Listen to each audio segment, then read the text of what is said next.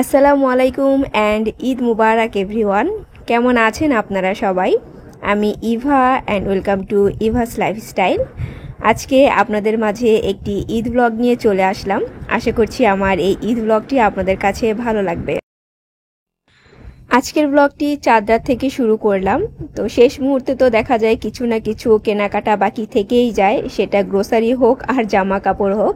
তো আমার যেন এবার কি হয়েছে, কিছুক্ষণ পর পর দেখা যাচ্ছে একটা দুইটা জিনিসের কথা মনে পড়ছে, আর আমি আরএমকে সেগুলো বলছি আর সে নিয়ে আসছে। তবে আমি একটা দুইটার কথা বললে দেখা যাচ্ছে সে আরও বেশি করে জিনিস নিয়ে চলে আসছে, এটা তার অভ্যাস। তো সারাদিনই দেখা গিয়েছে আমি টুকিটাকি করে এটা সেটা আনিয়েছি আর গুছিয়ে রেখেছি। তো সেগুলো সব কিছু আর রেকর্ড করা হয়নি। তো প্রথম দিকে যেগুলো আনিয়েছিলাম সেগুলো আর কি রেকর্ড করলাম। আমি চিকেনের সাথে 2 টেবিল চামচ লেবুর রস, তারপর আদা রসুন বাটা, বেশি করে টক দই, লবণ আর বেশি করে গোলমরিচ গুঁড়া দিয়ে চিকেনটাকে এভাবে ম্যারিনেট করে নিয়েছি। আর এটা কমপক্ষে আপনার 1 ঘন্টার মতো ম্যারিনেট করে রাখতে হবে। আরও বেশিক্ষণ যদি রাখতে পারেন তাহলে কিন্তু আরও বেশি এটা খেতে টেস্টি হবে। আমি তো প্রতি ঈদ ব্রেকফাস্টে চেষ্টা করি যে চিকেনের যে আইটেমটা থাকবে সেটা একদমই ইউনিক হবে, এর আগে আমি রান্না করিনি এরকম কিছু। তো আমি এবার কি করেছি যে আমি কি চিকেন রান্না করব ঈদ ব্রেকফাস্টে সেটার কোনো রেসিপি আমি দেখিনি, কিংবা আমি কোনো মাথার মধ্যে কোনো আইডিয়াও আমি রাখিনি। হঠাৎ করে চাঁদ রাতে সকালবেলা আমার এই কথাটা মনে পড়লো যে আরে আমি যে ঈদ ব্রেকফাস্টে চিকেন রান্না করব সেটা রেসিপি তো আমার জানাই হলো না। তো তাড়াহুড়ো করে আমি ইউটিউবে সার্চ দিচ্ছিলাম যে কি রান্না করা যায়। তারপর বেশ অনেকগুলো আমি রেসিপি দেখলাম, কিন্তু যেগুলোই দেখছি সবগুলো ঝামেলাদায়ক। আর যেই যে ইনগ্রিডিয়েন্টস লাগবে সেগুলো আমার ঘরে নেই, আমাকে আবার এগুলো আনতে হবে। তো ভাবলাম যে না, ঝামেলার কিছু রান্না না করে সিম্পল কোনো কিছু রেসিপি পাই কিনা দেখি। তারপর আমি এই রেসিপিটা পেয়েছি। তো আমি তারপর আমার মতো করে রেসিপি দেখে নিজের মতো করে রান্না করছি আর কি। তো প্রথমে আমি তো বেশি করে তেল দিয়েছিলাম। তেলের মধ্যে আস্ত জিরা, দারচিনি, এলাচ, লবঙ্গ, তেজপাতা, সেই সাথে যে আপনার কি বলে কালো এলাচ, বড় এলাচ যেটা সেইটা, এগুলো দিয়ে ফোড়ন দিয়ে তারপর অল্প একটু পেঁয়াজ দিয়ে ভেজে নিয়েছিলাম। তো এই রান্নাটাতে পেঁয়াজ ইউজ করে না, কিন্তু যে আমি সবসময় যেটা বলি পেঁয়াজ ছাড়া চিকেন রান্না করতে আমার ভালো লাগে না, তাই খুবই সামান্য পরিমাণ পেঁয়াজ দিয়ে ভেজে নিয়েছিলাম। তারপর ম্যারিনেট করা যে চিকেনগুলো ছিল আমি সেই চিকেনগুলো এখানে দিয়েছি। আর আমি কিন্তু চিকেনের যে মিক্সচারটা সেটা কিন্তু দেইনি, শুধু চিকেনগুলো উঠিয়ে দিয়েছি। আর এখন তেলের মধ্যে আমি চিকেনগুলোকে সব উল্টিয়ে পাল্টিয়ে এভাবে করে একটু ভেজে নিব, কালার চেঞ্জ হওয়া পর্যন্ত চিকেনটাকে ভালো মতো কষিয়ে নিতে হবে। আর চিকেনগুলো কিন্তু আমি এই যে সবগুলো চিকেনই একটু একটু করে এভাবে কেটে দিয়েছি, যেন মশলাটা পুরো পারফেক্টলি যেন ভিতরে ঢুকে। আর এই যে যখন চিকেনের কালারটা এরকম চেঞ্জ হয়ে যাবে, অলমোস্ট অনেকটা ভাজা রান্না হয়ে যাবে, সেই পর্যায়ে আমি দিয়ে দিচ্ছি ম্যারিনেট করে যে রেখেছিলাম মিক্সচারটা, সেই মিক্সচারটাই এখন দিয়ে দিচ্ছি। দিয়ে তারপর আমি ভালো মতো চিকেনের সাথে এটাকে মিক্স করে ঢাকনা দিয়ে ঢেকে দিব। এখানে আমি এক্সট্রা কোনো পানি ইউজ করব না, যে মশলাটা দিয়েছি আর যে পানিটুকু চিকেন থেকে বের হবে সেটাতেই আমি এখানে রান্না করব। তবে চুলার ফ্লেমটা মিডিয়াম টু লোতে রেখে কিন্তু এই চিকেন কারিটা রান্না করতে হবে ঢাকনা দিয়ে ঢেকে। আমি 18 থেকে 20 মিনিট চিকেনটাকে রান্না করেছিলাম, আর এই 18 থেকে 20 মিনিটের মধ্যে কিন্তু ঢাকনাটা একবারের জন্যও খুলিনি। যখন 20 মিনিট হয়েছে তারপর ঢাকনাটা খোলার পর এই আমার চিকেনের লুক। এখন কিন্তু চিকেনটা অলমোস্ট ডান, তবে যে ঝোল আছে সেটা কিন্তু অনেকটাই পাতলা। তো এখানে কর্নফ্লাওয়ার ইউজ করতে হবে। তার আগে আমি বেশি করে যে গোলমরিচ গুঁড়া আছে সেটা দিয়েছি, আর 1 চামচ কর্নফ্লাওয়ার আমি পানিতে গুলিয়ে নিয়েছিলাম সেটা দিয়ে দিলাম। আর কর্নফ্লাওয়ার দেওয়ার পরে যে যত পাতলা জিনিসই থাকুক না কেন সেটা যে অনেক বেশি ঘন হয়ে যায়, যারা আমরা রান্না করি কম বেশি তারা কিন্তু সবাই জানি। তো চিকেনের গায়ে মানে যত বেশি পানি থাকুক না কেন, তা আপনারা কর্নফ্লাওয়ার দেওয়ার পর দেখবেন এটা খুব সুন্দর ঘন হয়ে গিয়েছে, আর দেখতেও তখন অনেক বেশি সুন্দর লাগবে। সেই সাথে এখানে হচ্ছে আমার আরও দুইটা জিনিস দিতে হবে, একটা হচ্ছে লেমন স্লাইস আর একটা হচ্ছে ধনে পাতা। তবে এই দুইটা জিনিস আমি হচ্ছে সকালে দিব, যেহেতু এটা আমি ঈদ ব্রেকফাস্টে সার্ভ করব। তো সকালবেলা যখন এটা আমি গরম করব তখন লেমন স্লাইস আর ধনে পাতা দিয়ে তারপর হচ্ছে এটাকে আরেকবার গরম করে নিব।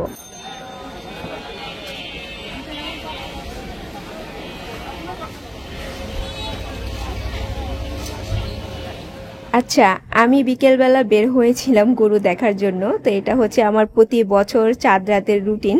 আমি হচ্ছে যত কাজই থাকুক না কেন বিকেলবেলা একটুর জন্য হলেও বাইরে বের হব। তো অন্যান্য সময় দেখা যায় আমি যেটা করি গুলশান ডিসিসিতে যাই, আমার কিন্তু কোনো কাজ থাকে না, কিন্তু তারপরও আমি সেখানে যাই।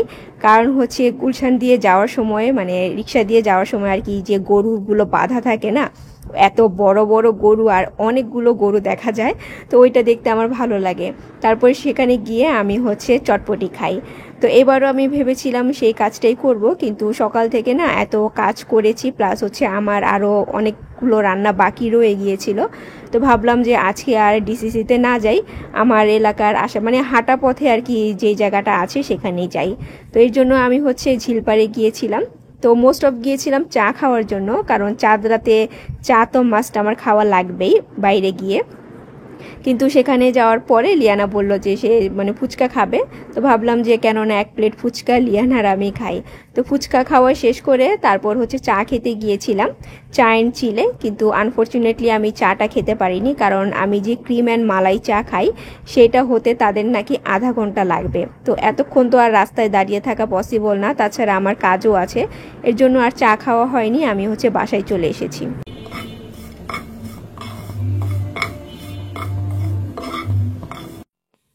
এখানে হাফ চামচ ঘি, একটা এলাচ আর এক মুঠ সেমাই আমি হচ্ছে একদম লাল করে ভেজে নিয়েছিলাম।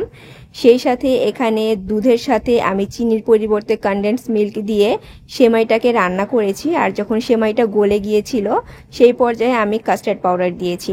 আই মিন কাস্টার্ড মানে রান্না করার জন্য যা লাগে আমি ওইভাবেই করেছি। তো এখানে হচ্ছে জাস্ট আমি সেমাইটা ইউজ করেছি। আর এইটা হচ্ছে আমার মানে এত মজার একটা ডেজার্ট, মানে কি বলবো, কাস্টার্ড সেমাই। এর আগেও আমি ঈদে বানিয়েছিলাম, তো আজকেও বানাচ্ছি। তবে আমি না যখন এই সেমাইটা ফার্স্ট বানিয়েছি তখন কিন্তু ইউটিউবে এটার রেসিপি একদমই ছিল না, মানে হাতে গোনা কয়েকজন দিত। তো অনেক খুঁজে টুজে আমি হচ্ছে এই রেসিপিটা কালেক্ট করেছিলাম। তো তারপর হচ্ছে তারা মানে সেমাই ইউজ করেনি, অন্য কিছু দিয়ে করেছিল। তো আমি হচ্ছে আমার নিজে থেকে সেমাইটা অ্যাড করেছিলাম। আর এখন তো মানে এই সব রেসিপি ইউটিউবে একদম ভরা থাকে। তো যাই হোক, আমি হচ্ছে কাস্টার্ড সেমাই রান্না করেছি, আর এটা না ম্যাঙ্গো দিয়ে খেতে এত বেশি মজা লাগে, আপনারা মাস্ট এটা বাসায় ট্রাই করবেন এভাবে রান্না করে। আর এখন তো আমের সিজন, আম দিয়েই ট্রাই করবেন। তো উপরে হচ্ছে আমি বেশ কিছু আম দিয়ে তারপর বাদাম দিয়ে এটাকে ডেকোরেশন করে নিয়েছি। সেই সাথে হচ্ছে আমি মানে আম কিন্তু আমি কাস্টার্ডের সাথে আবার একটু মিক্স করে নিয়েছিলাম, মানে সেমাই কাস্টার্ড। তারপর হচ্ছে এখানে আমি একটা ড্রিঙ্কস বানাচ্ছি এখন। মানে ড্রিঙ্কস বলতে আমি হচ্ছে মানে তালের শাঁসের যেই মানে শরবত, সেটা বেশ কিছুদিন ধরে দেখছিলাম যে এটা নাকি খেতে খুবই মজা। তো ভাবলাম যে কেননা এবার ঈদ উপলক্ষে আমি এটা ট্রাই করি। তো আমি বানিয়েছি, বানানোর পরে ভাবলাম যে এখানে আমি একটু কালার অ্যাড করে দিই, এতে করে একটু দেখতে অন্যরকম লাগবে। সত্যি বলতে আমার কাছে এই ড্রিঙ্কসটা ভালো লাগেনি, কারণ হচ্ছে যে এটা থেকে না নারিকেল দুধের একটা স্মেল আসে কেমন যেন। তো আমি যে আরএমের জন্মদিনে মানে পিনাকোলাটা বানিয়েছিলাম, আমি জানি না আপনাদের মনে আছে কি না। তো ওইটাও কিন্তু আমার কাছে ভালো লাগেনি, কারণ নারিকেল দুধের মানে স্মেল আসে এমন কোনো খাবার আমার কাছে না ভালো, কেন জানি ভালো লাগে না। তো তালের শাঁসের শরবত বানিয়েছি ঠিকই, কিন্তু এটা থেকে স্মেল আসছিল নারিকেল দুধের, এর জন্য আমার ভালো লাগেনি। তবে আরএমের খুবই ভালো লেগেছে, সে খেয়ে বলছিল মানে খুবই মজার একটা শরবত নাকি এটা। তো যাই হোক, আমি হচ্ছে আজকে মানে রাতের বেলা ভাবলাম টেবিলটা একটু সেট আপ করে নেই।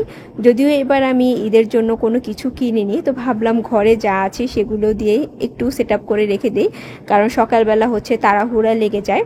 আর আমি না ইউনিমার্ট থেকে হচ্ছে এই ঈদ মুবারক লেখা অর্গানাইজারটা না বেশ অনেক দিন আগে কিনেছিলাম। সেই সাথে টুকিটাকি আরও কয়েকটা জিনিস কিনেছি, যেমন বেডশিট, তারপর হচ্ছে টেবিল ম্যাট। তো এইগুলো না আপনাদের সাথে শেয়ার করার কথা আমার একদমই খেয়াল ছিল না, কারণ কিনে আমি ভিতরে ঢুকিয়ে রেখেছিলাম। তো ওই যে মানে আমি যে ভুলে গিয়েছি, তারপর হঠাৎ মানে আজকে মনে পড়লো, তো ভাবলাম যে থাক সমস্যা নেই, দু একটা জিনিস এরকম মিস হতেই পারে। তো ওইগুলো দিয়ে আমি হচ্ছে আমার আজকের টেবিলটা সেট আপ করে নিয়েছি।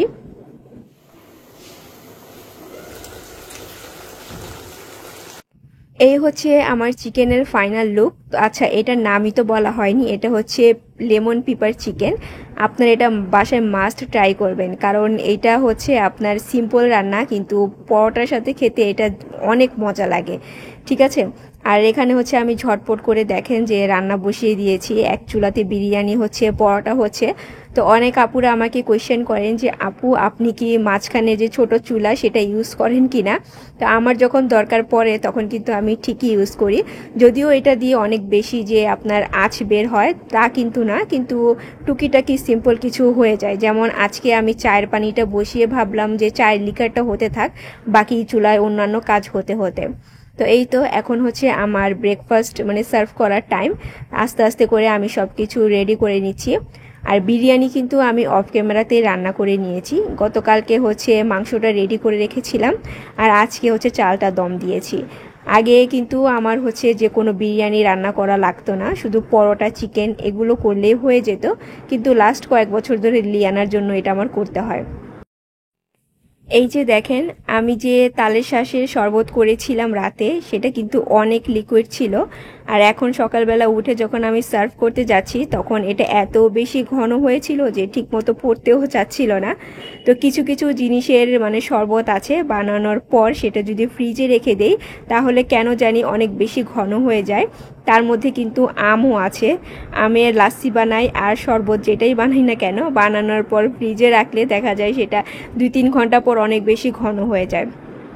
তো যাই হোক, এখানে হচ্ছে আমি আমার যেই ব্রেকফাস্ট সেটা টেবিলে সার্ভ করে দিয়েছি। আর আজকে ব্রেকফাস্টে ছিল হচ্ছে লেমন পিপার চিকেন, পরোটা, বিরিয়ানি, তারপর হচ্ছে তালের শাঁসের শরবত, চা তো অবশ্য থাকবেই, আর হচ্ছে ম্যাঙ্গো কাস্টার্ড। তো এই হচ্ছে আমাদের ঈদ ব্রেকফাস্ট আলহামদুলিল্লাহ। এখন হচ্ছে মানে তাড়াহুড়া করে এগুলো ব্রেকফাস্ট করে আরও যে কাজ আছে সেগুলো শেষ করে আমাকে বাসায় যেতে হবে। তো ভাবলাম যে কেননা যাওয়ার আগে আমি হচ্ছে বেশ কিছু পেঁয়াজ কেটে রেখে যাই, কারণ বাসায় আসার পর তো মাংস নিয়ে একদম দৌড়াদৌড়ি শুরু হয়ে যাবে, তারপর রান্নাটাও বসাতে হবে। তো সেই সময় আবার পেঁয়াজ কাটতে গেলে অনেক বেশি ঝামেলা লাগবে। আর পেঁয়াজগুলোকে আমি কি করেছি যে মানে নাইফ দিয়ে না কেটে একদম চপারে দিয়ে দিয়েছি, যেহেতু মানে একদম ভুনা টাইপের রান্নাই তো করব, তো বেশি চপ হয়ে গেলেও কোনো সমস্যা নেই, এর জন্য চপারে দিয়ে দিয়েছি। আর হাতে যেহেতু টাইম নেই, তো মানে অনেকক্ষণ ধরে এগুলো কাটারও মানে সমস্যা, তো এর জন্য আমার মানে এগুলো 2 সেকেন্ডে হচ্ছে আমার একদম পেঁয়াজ কাটা কিন্তু রেডি হয়ে গিয়েছে। মানে ছিলতে যতটুকু সময় লেগেছে, কিন্তু কাটতে বেশি একটা সময় লাগেনি। তো এই ধরনের জিনিস ঘরে থাকলে অনেক বেশি কাজে দেয়। তা আমি হচ্ছে বক্সে করে পেঁয়াজগুলো রেখে দিলাম, আর ভাবলাম যে যদি 2-3টা আরও পেঁয়াজ লাগে সেটা কাটা যাবে, কিন্তু মোস্ট অফ কেটে রেখে দেওয়াই ভালো। আর এখান থেকে আম্মু হচ্ছে আমি আম্মুকে ফোন দিচ্ছিলাম যে গরু কুরবান হয়ে গিয়েছে। আমার হাতের অবস্থা দেখেন যে মানে অনেক কালো হয়ে গিয়েছিল। নর্মালি বেশি সবজি পেঁয়াজ এগুলো কাটলে কিন্তু নখ মানে খুব খারাপ হয়ে যায়। তো এগুলো আমি হচ্ছে অফ ক্যামেরাতে ক্লিনও করে নিয়েছি, তো আপনাদেরকে ভাবলাম একটু দেখিয়েও দেই। অনেকেই আছেন ভাববেন যে আঙুলের অবস্থা এরকম কেন দেখতে। তো যাই হোক, আমি এখন এই যে বের হব, কিন্তু এত বৃষ্টি, মানে বৃষ্টির যন্ত্রণায় আমি 1 ঘন্টা বসেছিলাম, মানে অযথাই অর্ধেক রেডি হয়ে বসেছিলাম, বের হতে পারছিলাম না। তো ফাইনালি বের হয়ে আমি চলে এসেছি আপুর বাসায়। আর আসার পর হচ্ছে মানে যতটুকু জিনিসই টেবিলে সার্ভ করেছে ভাবলাম এগুলোই রেকর্ড করি, কারণ তাড়াহুড়ো করে খেয়ে আমাদেরকে বাসায় যেতে হবে। আর আজকে এই পর্যন্তই। ওয়ান্স অ্যাগেইন ঈদ মুবারক অ্যান্ড আল্লাহ হাফেজ।